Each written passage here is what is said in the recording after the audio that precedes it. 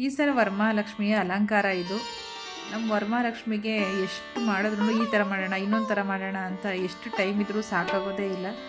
So ಇಷ್ಟು ಫೈನಲಾಗಿ ಮಾಡಿದ್ದೀವಿ. ಬನ್ನಿ ಶುರು ಮಾಡೋಣ ಇವಾಗ. ಹಲೋ, ನಮಸ್ಕಾರ ಎಲ್ರಿಗೂ. ವೆಲ್ಕಮ್ ಟು ಸೌತ್ ರುಚಿ ಚಾನಲ್. ನಾನು ಸಿಂಧು. ಇವತ್ತಿನ ಬ್ಲಾಗ್ನ ಶುರು ಮಾಡೋಣ. ಇವತ್ತಿನ ಹಬ್ಬದಲ್ಲಿ ವಿಶೇಷ ಈ ವರ್ಷ ಅಂತಂದರೆ ಇವತ್ತು ನನ್ನ ಮಗ ಕೂಡ ಬಂದಿದ್ದಾನೆ ಹಾಸ್ಟೆಲಿಂದ. ಸೊ ಹಾಗಾಗಿ ನಮ್ಮ ಮನೆಯವ್ರು ಮಾತ್ರ ಇಲ್ಲ, ಮಿಸ್ಸಿಂಗ್ ಅಷ್ಟೇ. ಅವರು ರಜೆ ಹಾಕಿ ಬರೋಕ್ಕಾಗಲಿಲ್ಲ. ನೆಕ್ಸ್ಟ್ ಗೌರಿ ಹಬ್ಬಕ್ಕೆ ಬರಬೇಕು. ಹಾಗಾಗಿ ನಾವು ಹಬ್ಬಕ್ಕೆ ಹೋಗಿ ಸ್ವಲ್ಪ ಹೂವು ಹಣ್ಣು ಎಲ್ಲ ತರಬೇಕಿತ್ತು. ಹಾಗಾಗಿ ಬೆಳಿಗ್ಗೆ ಸ್ವಲ್ಪ ಮನೆಯೆಲ್ಲ ಕ್ಲೀನ್ ಮಾಡಿ ಬ್ರೇಕ್ಫಾಸ್ಟ್ ಮಾಡ್ಕೊಂಡು ಹೊರಡೋಣ ಅಂತೇಳಿ ಆಲೂ ಪರೋಟ ಮಾಡಿದ್ದೆ. ಮಕ್ಕಳು ತಿಂಡಿ ತಿನ್ಕೋತಾ ಇದ್ರು. ದೊಡ್ಡ ಮಗ ಕೂಡ ಸ್ವಲ್ಪ ಹೆಲ್ಪ್ ಮಾಡ್ತಿದ್ದ. ಅಲೆಕ್ಸಾ ವಾಕ್ ಮುಗಿಸ್ಕೊಬಂದು ಮಲಗಿದ್ದಾಳೆ. ಬಾಲ್ ಇಟ್ಕೊಂಡು ಕೂತಿದ್ದಾಳೆ. ಬಾಲ್ ಕೇಳಿದ್ರೆ ಕೊಡ್ತಿಲ್ಲ. ನೋಡ್ಬೋದು ಎಷ್ಟು ಸಿಟ್ಟು ಮಾಡ್ಕೊತಿದ್ದಾಳೆ ಅಂತ.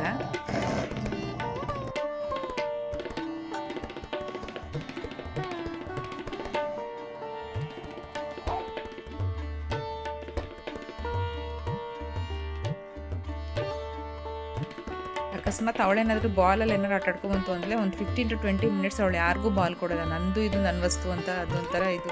ಅವಳಿಗೆ ಜಾಸ್ತಿ ಬಾಲ್ ಅಂತಂದರೆ ತುಂಬಾ ಇಷ್ಟ. ಹಾಗಾಗಿ ಕೊಡಲ್ಲ. ಸುಮ್ಮನೆ ನನ್ನ ಮಕ್ಕಳು ರೇಗ್ಸೋಕ್ಕೋಸ್ಕರ ಬಾಲ್ ಕೇಳ್ತಿರ್ತಾರೆ. ನೋಡೋಣ ಯಾವ ರೀತಿ ರಿಯಾಕ್ಟ್ ಮಾಡ್ತಾಳೆ ಅಂತ ಹೇಳಿ. ಸೊ ಟಿಫನ್ ಎಲ್ಲ ಮುಗಿಸಿ ನನ್ನ ಚಿಕ್ಕ ಮಗನ ಜೊತೆ ಬಂದಿದ್ದೀನಿ ಈ ಸಲ ಮಾರ್ಕೆಟ್ಗೆ. First time. ಯಾವಾಗಲೂ ದೊಡ್ಡವನ ಜೊತೆ ಬರ್ತಿದ್ದೆ. ಇಲ್ಲ ಅಂತ ಅಂದರೆ ನನ್ನ ಫ್ರೆಂಡ್ಸ್ ಯಾರಾದರೂ ಸಿಗ್ತಿದ್ರಲ್ಲ, ಸೊ ನನ್ನ ಫ್ರೆಂಡ್ ಜೊತೆ ಬರ್ತಿದ್ದೆ. ಈ ಸಲ ಎಲ್ಲಿಗೂ ಬರೋಕ್ಕಾಗಲಿಲ್ಲ. ಆ್ಯಕ್ಚುಲಿ ಒಂದು 4-5 ಡೇಸ್ ಮುಂಚೆನೇ ತೊಗೊಬಂದು ಫ್ರಿಜ್ಜಲ್ಲಿ ಇಟ್ಕೊಂಡ್ಬಿಡ್ತಿದ್ದೆ. ಈ ಸಲ ಆಗಲಿಲ್ಲ. ಸೊ ಹಾಗಾಗಿ ಹಬ್ಬದ ಹಿಂದಿನ ದಿನವೇ ಹೋಗಿದ್ದೆ. ನೋಡೋಣ ಎಷ್ಟಾಗುತ್ತೆ ಅಷ್ಟು ತೊಗೊಂಬರೋಣ ಅಂತೇಳಿ. ಅಂದರೂ ಹೂವು ರೇಟೆಲ್ಲ ಸಿಕ್ಕಾಬಿಟ್ಟೆ ಜಾಸ್ತಿ ಇತ್ತು ಅಂತಲೇ ಹೇಳ್ಬೋದು. ಸೇವಂತಿಗೆ ಎಲ್ಲ 500 ರುಪೀಸ್ ಎಲ್ಲ ಇತ್ತು ಮಾರು. ಸೊ ನಾನು ಸ್ವಲ್ಪನೇ ತೊಗೊಂಡೆ, ತುಂಬ ಜಾಸ್ತಿ ತೊಗೊಳಕ್ಕಾಗಲಿ. ಅಷ್ಟೊಂದು ರೇಟ್ ಕೊಟ್ಟು ಏನು ತೊಗೊಳಕ್ಕಾಗುತ್ತೆ.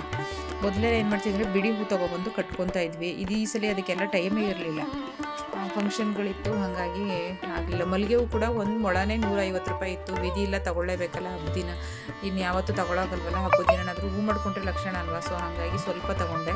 ಮಲ್ಲಿಗೆ ಹೂ ನೋಡ್ಬೋದು ಮಾರ್ಕೆಟಲ್ಲಿ ಜನವೋ ಜನ, ಎಲ್ಲೆಲ್ಲೂ ಜನ ಅನ್ನೋ ಥರ ಫುಲ್ಲು. ಎಲ್ಲೂ ಕಾಲಿಡೋಕ್ಕೂ ಜಾಗ ಇಲ್ಲ. ಮೈ ಮರೆತರೆ ಬ್ಯಾಗ್ನೇ ಎಸ್ಕೇಪ್ ಮಾಡ್ಕೊಂಡು ಹೋಗ್ತಿದ್ರು ಅಂತ ಕಾಣುತ್ತೆ.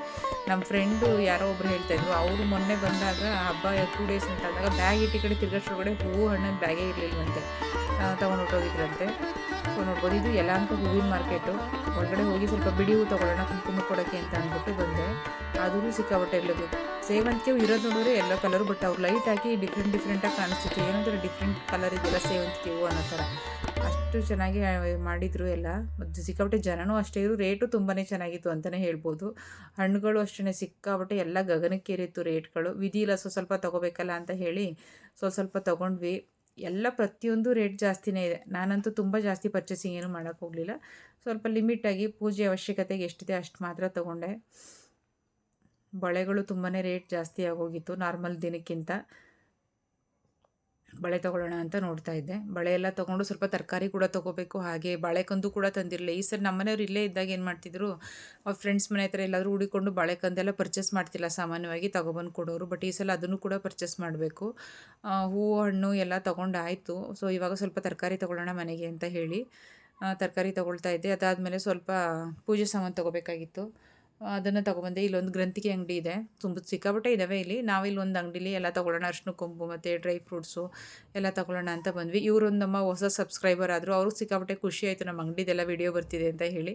ಅವರು ಮಾತಾಡ್ತಾರೆ. ನೀವು ಬೇಡವಾ? ವ್ಯಾಪಾರ ಜೋರಣ್ಣ ಇವತ್ತು. ಸೂಪರ್ ಆಗಿದೆ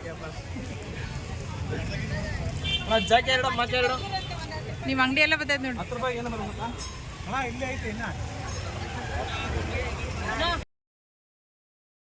ಪಾಪ ಅವರು ಅದೇ ಕೇಳ್ತಾಯಿದ್ರು, ನಿಮ್ಮ ಯೂಟ್ಯೂಬರ ನಿಮ್ಮ ಚಾನಲ್ ನೇಮ್ ಯಾವುದು ಅಂತ ಹೇಳಿ. ಸೊ ಹಾಗಾಗಿ ನಮ್ಮ ಚಾನಲ್ ನೇಮು ಹೇಳಿದ್ವಿ. ಅವರು ಸಬ್ಸ್ಕ್ರೈಬ್ ಮಾಡಿಕೊಂಡು ನಮಗೊಂಥರ ಖುಷಿ ಆಯಿತು. ಅದಾದಮೇಲೆ ನೆಕ್ಸ್ಟ್ ಇಲ್ಲೇ ಮುಂದೆ ಬಂದ್ವಿ. ಸ್ವಲ್ಪ ಲೈಟಿಂಗ್ಸು ಏನೋ ನೋಡೋಣ, ಏನಾದರೂ ಹೊಸ ರೀತಿದು ಏನಾದ್ರು ಇದೆಯಾ ಅಂತ ಹೇಳಿ. ಎಲ್ಲಿ ಯಾವ ಕಡೆ ಹೋಗಿ ನೀವು ಜನ ಯಾವ ನೀವು ಗ್ರಂಥಿಗೆ ಅಂಗಡಿಗೆ ಹೋದ್ರೂ ಜನ, ಯಾವ ರೋಡ್ಗೆ ಹೋದ್ರೂ ಜನ. ಹಣ್ಣು ತೊಗೊಳಕ್ಕೆ ಹೋಗ್ತೀರಾ ಅಲ್ಲೂ ಜನ, ಹೂ ತೊಗೊಳಕ್ಕೆ ಹೋಗ್ತೀರಾ ಅಲ್ಲೂ ಜನ. ಕಾಲಿಡೋಕ್ಕೆ ಜಾಗ ಇಲ್ಲ, ಅಷ್ಟು ಜನ ಅಂದರೆ ಜನ. ಈ ಕಡೆ ನೋಡ್ಬೋದು ಸ್ವಲ್ಪ ಈ ಆರ್ಟಿಫಿಷಿಯಲ್ ಫ್ಲವರ್ಸು, ಡೆಕೋರೇಷನ್ ಐಟಮ್ಸ್ ಎಲ್ಲ ಇರುತ್ತಲ್ಲ, ಆ ಕಡೆ ಒಂದು ರೋಡಿಗೆ ಬಂದ್ವಿ ನಾವು. ಏನಾದರೂ ಇದ್ದರೆ ತೊಗೊಂಡೋಗೋಣ ಹೊಸ್ದಾಗಿ ಅಂತ ಅಂದ್ಬಿಟ್ಟು. ಸೊ ಅಂಥದ್ದೇನು ಹೊಸ್ದಾಗಿ ಏನು ನಮಗೇನು ಕಾಣಿಸ್ಲಿಲ್ಲ. ನಮ್ಗೆ ಟೈಮು ಇರಲಿಲ್ಲ ಎಲ್ಲ ಪರ್ಚೇಸ್ ಮಾಡೋದಕ್ಕೆ. ಸ್ವಲ್ಪ ಬೇಗ ಹೋಗಿ ನಾಳೆನೇ ಪೂಜೆ ಇತ್ತಲ್ಲ. ಸೊ ಗುರುವಾರ ನಾವು ಬಂದಿದ್ದು, ನೈಟೆಲ್ಲ ಪ್ರಿಪ್ರೇಷನ್ ಮಾಡ್ಕೋಬೇಕಾಗಿತ್ತು. ಹಾಗಾಗಿ ಸ್ವಲ್ಪ ಅದಾದಮೇಲೆ ಮನೆಗೆ ಬರೋ ಟೈಮಲ್ಲಿ ಸ್ವಲ್ಪ ದಿನಸಿ ಐಟಮ್ ತೊಗೋಬೇಕಾಗಿತ್ತು. ಹಾಗಾಗಿ ಇಲ್ಲೇ ರಾಯಲ್ ಮಾರ್ಟಿಗೆ ಬಂದ್ವಿ. ರಾಯಲ್ ಮಾರ್ಟಿಗೆ ಬಂದು ಸ್ವಲ್ಪ ಬೇಕಾಗಿರೋಂಥ ಐಟಮ್ಸ್ ಎಲ್ಲ ತೊಗೊಂಡು ಬಂದ್ವಿ. ಮಗ ನೈಟ್ ಡ್ಯೂಟಿಗೆ ಹೊರಡಬೇಕಾಗಿತ್ತು. ಸೊ ಹೊರಡೋಷ್ಟೊತ್ತಿಗೆ ಅವನೇ ಈ ಲೈಟಿಂಗ್ಸ್ ಎಲ್ಲ ತುಂಬ ಚೆನ್ನಾಗಿ ಮಾಡ್ತಾನೆ. ಸೊ ಹಾಗಾಗಿ ನಾನು ದೊಡ್ಡ ಮಗನ ಹತ್ರನೇ ನೀನು ಹೋಗೋಷ್ಟೊಳಗಡೆ ಮಾಡ್ಕೊಟ್ಬಿಡಪ್ಪ ಅಂತ ಕೇಳ್ಕೊಂಡೆ. ಹಾಗಾಗಿ ಅವ್ನು ಸ್ವಲ್ಪ ಸ್ಕ್ರೀನ್ ಎಲ್ಲ ಹಾಕಿ ಬ್ಯಾಕ್ಗ್ರೌಂಡು ಲೈಟಿಂಗ್ಸ್ ಎಲ್ಲ ಚೆನ್ನಾಗಿ ಮಾಡ್ಕೊಡ್ತಿದ್ದಾನೆ. ಅವನು ಮಾಡಿಕೊಟ್ಟು ಹೋಗಾದ್ಮೇಲೆ ಮಿಕ್ಕಿದ್ದೆಲ್ಲ ನಾವು ಮಾಡ್ಕೊಳ್ಳೋಣ ಅಂಥೇಳಿ ನೈಟ್ಗೆ ಸಾಂಬಾರು ಯಾಕೆ ಮಾಡೋದು ಅಂತ ಹೇಳಿ ಸ್ವಲ್ಪ ಫ್ರೈಡ್ ರೈಸ್ ಮಾಡ್ಕೊಳ್ಳೋಣ ಅಂತ ಹೇಳಿ ನನ್ನ ಮಗ ಪನ್ನೀರ್ ಫ್ರೈಡ್ ರೈಸ್ ಮಾಡ್ತಿದ್ದಾನೆ. ಬೇಗ ಆಗುತ್ತೆ, ಸ್ವಲ್ಪ ತಿನ್ಕೊಂಡು ಕೆಲಸ ಶುರು ಮಾಡ್ಕೊಳ್ಳೋಣ, ಬೆಳಿಗ್ಗೆ ಬೇಗ ಇದು ಮಾಡೋಕ್ಕಾಗಲ್ಲ ಅಂತ. ಈಗ ಸಿಂಧು ಅವರು ಪನ್ನೀರ್ ಫ್ರೈಡ್ ರೈಸು ತಿಂತಾ ಇದ್ದಾರೆ.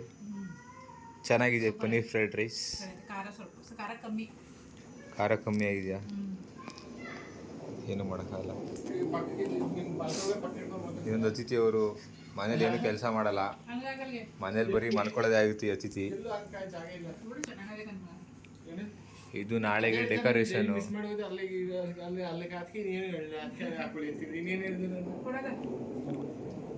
ಕರೆಂಟ್ ಮನೆ ಸಿಚುವೇಶನ್ ನೋಡ್ಬೋದು ನೀವು.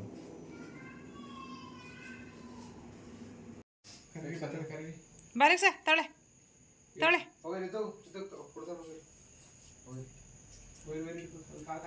ನಮ್ಮ ಮಕ್ಕಳು ನಮ್ಮ ಅಲೆಕ್ಸಂಗೂ ಲೈಟ್ ಹಾಕಿ ಡೆಕೋರೇಷನ್ ಮಾಡಿ ಇಟ್ಟಿದ್ದಾರೆ. ನೋಡೋಣ ಹೆಂಗೆ ಕಾಣಿಸ್ತಾಳೆ ಅಂತ. ಮಗ ಎಲ್ಲ ಬ್ಯಾಕ್ಗ್ರೌಂಡ್ ಸ್ಕ್ರೀನು ಲೈಟಿಂಗ್ಸ್ ಎಲ್ಲ ಹಾಕಿ ಅವ್ನು ಡ್ಯೂಟಿಗೆ ಹೊರಟ. ಸೊ ಅದಾದಮೇಲೆ ಇವಾಗ ನೆಕ್ಸ್ಟು ನಾವು ನೈಟು ಪ್ರಿಪ್ರೇಷನ್ ಮಾಡ್ಕೋಬೇಕು ಕುಂಕುಮ ಕೊಡೋದಕ್ಕೆ ಎಲ್ಲದಕ್ಕೂ. ನೈಟು ಎಲ್ಲ ನೋಡಿ ಬ್ಲೌಸ್ ಪೀಸು ಮತ್ತು ಅರಿಶಿನ ಕುಂಕುಮ ಬಳೆ ಎಲ್ಲ ರಾತ್ರಿಯೇ ಎಲ್ಲ ಹಾಕಿ ಇಟ್ಬಿಡೋಣ ಅಂತ ಹೇಳಿ ಹೂವು ಎಲ್ಲ ಪ್ರತಿಯೊಂದು ರಾತ್ರಿ ಎಷ್ಟಾಗುತ್ತೆ ಅಷ್ಟು ಮಾಡಿ ಇಟ್ಬಿಟ್ವಿ. ಎಲ್ಲ ಬೆಳಗ್ಗೆ ಎದ್ದು ಕಳಸ ಇಟ್ಟು ಪೂಜೆ ಮಾಡೋಣ ಅನ್ನೋದಕ್ಕೆ ಬೇಗ ಬೆಳಗ್ಗೆ ಸಾಮಾನ್ಯವಾಗಿ ನಾನು ಯಾವಾಗಲೂ ಕೂರ್ಸೋಕ್ಕೆ ಶುರು ಮಾಡಿದಾಗಿಂದನೂ ಬೆಳಗ್ಗೆ 6 ಗಂಟೆಗೇ ಪೂಜೆ ಮಾಡಿಬಿಡ್ತೀನಿ. ಆಮೇಲೆ ಇನ್ನು ಮಿಕ್ಕಿದ ಕೆಲಸ ಮಾಡ್ಕೊಳ್ಳೋಣ ಅಂತ ಹೇಳಿ ನನಗೂ ಗೊತ್ತಿಲ್ಲ ಅಷ್ಟಾಗಿ. ನಾನು ಮದುವೆ ಆದಮೇಲೆ ಇದನ್ನೆಲ್ಲ ಶುರು ಮಾಡ್ಕೊಂಡಿದ್ದು. ನಮ್ಮ ತಾಯಿ ಮನೆಯಲ್ಲೆಲ್ಲ ಯಾವುದೂ ರೂಢಿ ಇರಲಿಲ್ಲ. ಸೊ ಬೆಳಗ್ಗೆ ನೈವೇದ್ಯಕ್ಕೆ ಎಷ್ಟು ಬೇಕೋ ಅಷ್ಟು ಮಾತ್ರ ಒಬ್ಬಟ್ಟು ಮಾಡಿಕೊಂಡೆ, ಮಧ್ಯಾಹ್ನಕ್ಕೆ ಬೇರೆ ಮಾಡ್ಕೊಂಡ್ರಾಗುತ್ತೆ ಅಂತ ಹೇಳಿ. ರಾತ್ರಿ ಮಲ್ಕೊಳ್ಳೋಷ್ಟೊತ್ತಿಗೆ 1-1:30 ಆಗೋಗಿತ್ತು. ಬೆಳಗ್ಗೆ ನಾನು ಪೂಜೆ ಮಾಡ್ಬೇಕಾದ್ರೆ ವೀಡಿಯೋ ಮಾಡ್ಕೊಳಕ್ಕಾಗಲಿಲ್ಲ, ಯಾಕೆಂದರೆ ಮಕ್ಕಳೆಲ್ಲ ಮಲಗಿದ್ರು. ನಾನು ಮಾತ್ರ ಬೆಳಗ್ಗೆ ಬೇಗ ಎದ್ದು ಎಲ್ಲ ಪೂಜೆ ಮುಗಿಸಿ ಆಮೇಲೆ ಅವರು ನಿಧಾನಕ್ಕೆ ಹೇಳಿದ್ದಕ್ಕೆ ಬೇಕೆಂದ್ರೆ ರಾತ್ರಿ ಸಪೋರ್ಟ್ ಮಾಡ್ತಿದ್ರಲ್ಲ, ತುಂಬ ಹೆಲ್ಪ್ ಮಾಡ್ತಿದ್ರು. ಸೊ ಯಾಕೆ ಸುಮ್ಮನೆ ಪಾಪ ನಾನು ಹೇಳ್ಬೇಕಾದ್ರೆ ಹೇಳಿಸ್ಬೇಕು ಅಂತ ಹೇಳಿ ನಾನು ಒಬ್ಬಳೇ ಪೂಜೆ ಮಾಡಿ ಆಮೇಲೆ ಅವ್ರನ್ನ ನಿಧಾನಕ್ಕೆ ಹೇಳಿಸಿ ಅವರೆಲ್ಲ ಮಕ್ಕಳು ಇವಾಗ ಪೂಜೆ ಮಾಡ್ತಾಯಿದ್ದಾರೆ. ಸ್ವಲ್ಪ ಮಧ್ಯಾಹ್ನಕ್ಕೆ ಅಡುಗೆ ಮಾಡ್ಕೊಳ್ಳೋಣ ಅಂತ ಹೇಳಿ ಬೇಗ ಪೂಜೆ ಎಲ್ಲ ಮುಗೀತು.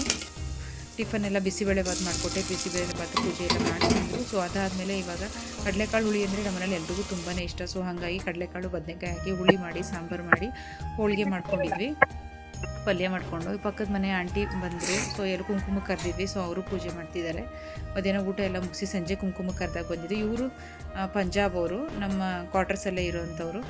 ಅವ್ರಿಗಿದೆಲ್ಲ ಹೊಸ್ತು. ಅವ್ರ ಕಡೆ ಬೇರೆ ಥರ ಪೂಜೆ ಇರುತ್ತೆ, ನಮ್ಮ ಕಡೆ. ಬಟ್ ಇಲ್ಲೆಲ್ಲರೆ ಎಲ್ಲ ಕಲ್ಚರು ಮಿಕ್ಸ್ ನಮ್ಮ ಕ್ಯಾಂಪಸಲ್ಲಿ. ಎಲ್ಲ ಸ್ಟೇಟವರು ಇರೋದ್ರಿಂದ ಯಾರೂ ಭೇದ ಭಾವ ಮಾಡಲ್ಲ. ಯಾರ ಮನೆಗೆ ಏನು ಕರೆದ್ರೂ ನಾವು ಅವ್ರ ಮನೆ ಪೂಜೆ ಕರೆದ್ರೂ ಹೋಗ್ತೀವಿ. ಅವರು ಯಾವ ರೀತಿ ಸಂಪ್ರದಾಯ ಅವ್ರ ಕಲ್ಚರ್ ಏನಿರುತ್ತೆ ಅದನ್ನು ನಾವು ನೋಡ್ತೀವಿ, ನಾವು ತಿಳ್ಕೊತೀವಿ. ಹಾಗಾಗಿ ಒಂದೊಂದು ಸ್ಟೇಟ್ದು ಒಂದೊಂದು ಥರ ಇರುತ್ತೆ. ಒಂಥರ ಮಿಕ್ಸ್ಡ್ ಕಲ್ಚರ್ ಅಂತಲೇ ಹೇಳ್ಬೋದು. ಅದೆಲ್ಲ ನೋಡೋದಕ್ಕೆ ನಮಗೆ ಸಿಗುತ್ತೆ ನಮ್ಮ ಕ್ಯಾಂಪಸ್ಸಲ್ಲಿ. ಇವರೆಲ್ಲ ನಮ್ಮ ಕ್ವಾರ್ಟರ್ಸಲ್ಲಿ ಇರುವಂಥ ಫ್ಯಾಮಿಲಿ ಮೆಂಬರ್ಸು. ಎಲ್ಲರೂ ಬಂದಿದ್ದರು ಒಬ್ಬೊಬ್ಬರಾಗಿ ಕುಂಕುಮಕ್ಕೆ ಸಂಜೆ. ಸೊ ಎಲ್ರಿಗೂ ಕುಂಕುಮ ಕೊಡೋದೇ ಸುಮಾರು ಹೊತ್ತು ಆಗೋಯ್ತು ಅಂತಲೇ ಹೇಳ್ಬೋದು. ಏನೋ ಒಂಥರ ಹೆಣ್ಮಕ್ಳಿಗೆ ಇದೇ ಖುಷಿ ಅಲ್ವ, ಇನ್ನೇನು ಸಡಗರ ಸಂಭ್ರಮ ಹೇಳಿ.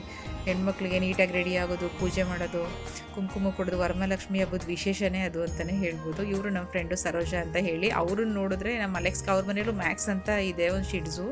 ಸೊ ವಾಕಿಂಗ್ ಹೋಗೋದ್ರಿಂದ ಫ್ರೆಂಡ್ಸು, ಹಾಗಾಗಿ ಅವ್ರನ್ನ ನೋಡಿ ಅವಳಿಗೆ ಕೂತ್ಕೊಳ್ಳೋಕ್ಕಾಗ್ತಿಲ್ಲ, ಮಾತಾಡ್ಸಿಲ್ಲ ಅಂತ ಹೇಳಿ ಸಿಕ್ಕಾಪಟ್ಟೆ ಗಲಾಟೆ ಮಾಡ್ತಿದ್ದಾಳೆ.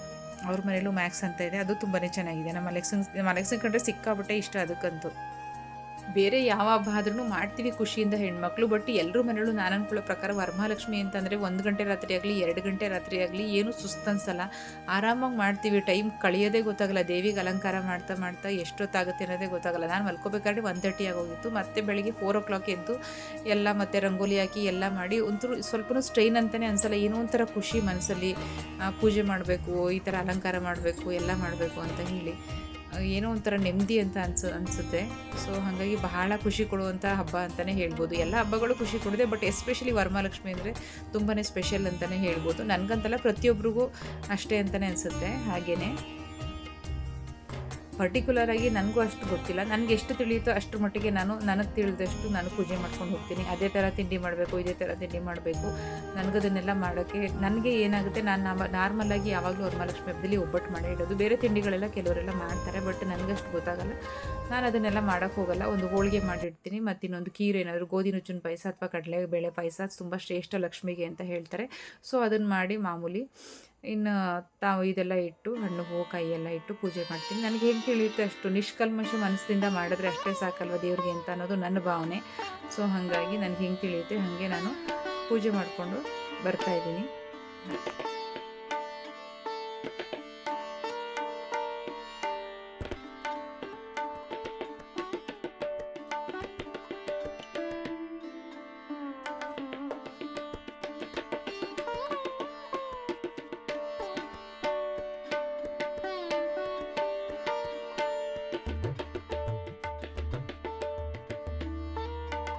ನಮ್ಮ ಕ್ಯಾಂಪಸ್ಸಲ್ಲಿ ಇನ್ನೊಂದು ವಿಶೇಷ ಏನಂತಂದರೆ, ಒಬ್ಬರಿಂದ ಒಬ್ಬರು ಮನೆಗೆ ಒಂದು ಇದ್ರ ಕುಂಕುಮ ಇಟ್ಕೊಂಡು ಒಬ್ಬರ ಮನೆಗೆ ಹೋಗ್ತಾನೆ ಇದ್ರೆ ಎಷ್ಟೊತ್ತಾದರೂ ಮುಗಿಯಲ್ಲ. ಒಬ್ಬರಿಂದ ಒಬ್ಬರು ಮನೆಗೆ ಕ್ವಾರ್ಟರ್ಸ್ ಒಂದೇ ಬಿಲ್ಡಿಂಗಲ್ಲಿ ಒಂದು ಅಕ್ಕಪಕ್ಕನೇ ಇರ್ತೀವಲ್ಲ, ದೂರ ಅಂತ ಇರಲ್ವಲ್ಲ.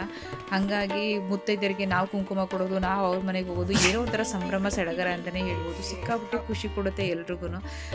ಒಬ್ಬೊಬ್ರು ಮನೆಗೆ ಹೋದ್ರೆ ಇನ್ನು ಪಕ್ಕದ ಮನೆ ಅಂತ ಹೇಳಿ ಬರೋಷ್ಟ್ರೊಳಗಡೆ ನನ್ನ ಮಕ್ಕಳೆಲ್ಲ ನಗ್ತಿದ್ರು. ಅವಾಗೆಲ್ಲ ಕವರ್ ತೊಗೊಂಡ್ರೆ ಒಂದು ಬ್ಯಾಗೆ ತೊಗೊಂಡೋಗ್ಬಿಡಮ್ಮ ಆ ಕಡೆಗೆ ಅಂತ, ಬರೋಷ್ಟ್ರೊಳಗಡೆ ಹೆಂಗಿದ್ರು ಬ್ಯಾಗ್ ತುಂಬೋಗುತ್ತೆ ಅಂತ ಅಂದ್ಬಿಟ್ಟು. ಹಾಗಾಗಿ ಒಂಥರ ಸಿಕ್ಕಾಪಟ್ಟೆ ಖುಷಿ ಕೊಡುತ್ತೆ, ಏನೋ ಒಂಥರ ಸಂಭ್ರಮ ಸಡಗರ, ಎಷ್ಟು ಹೇಳಿದ್ರು ಸಾಲದು ಅಂತಲೇ ಹೇಳ್ಬೋದು ಈ ಹಬ್ಬದ ಬಗ್ಗೆ.